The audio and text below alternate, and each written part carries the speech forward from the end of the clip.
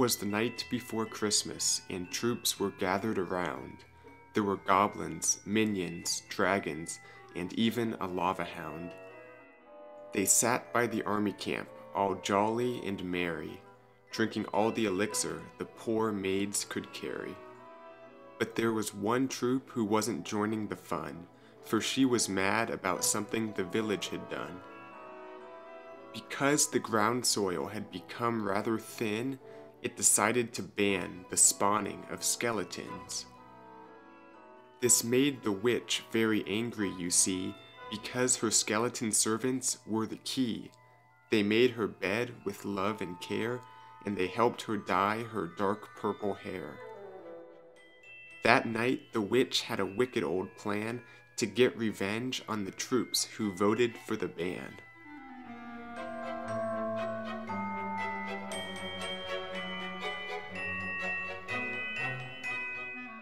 Just as the troops were about to head out, Witch stepped in the center and began to shout, "Don't leave just yet, I have a story. I must insist, it's mandatory." Everyone stopped and turned back around to see what was about to go down. It's a story of a special attack with troops like yourselves ready to ransack, but the base they approached was a little bit odd. "How so?" said Hog. "Was it somehow flawed?" "Not quite," Witch replied as she sipped her eggnog. "It's just that every spring trap could spring off 10 hogs." There were gasps, whispers, and groans throughout, and poor Hog promptly passed out.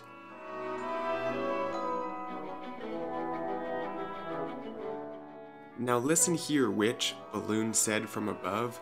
"Watch your bad attitude, which I'm getting sick of." Witch turned to Balloon and said with a smile, "But the story goes on, and it goes on a while. With excess gold, this base could manage to buy seeking air mines that do splash damage." "You're lying now, Witch, that cannot be." "Oh, it is," Witch said, "but don't get mad at me. It's not my fault the wizard towers had the range of an eagle artillery. And by the way, Wallbreaker, I also recall a small bomb was placed just beside each wall. And because the village has supply problems, the mortars shoot out captured goblins."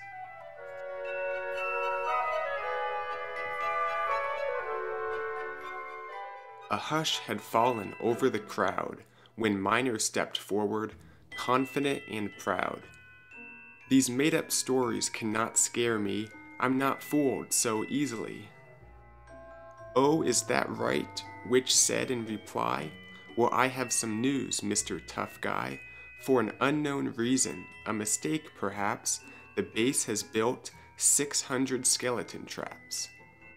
Miner looked rather shook and stood rather quiet, but then jumped up and said, "I don't buy it. 600 skelly traps, there's not enough space. There's not enough tiles in the entire base."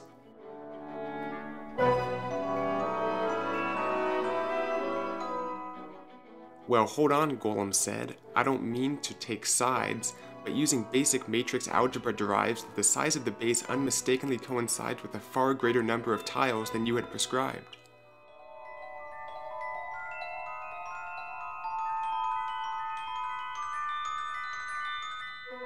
"Oh, that's absurd. Who said you could talk?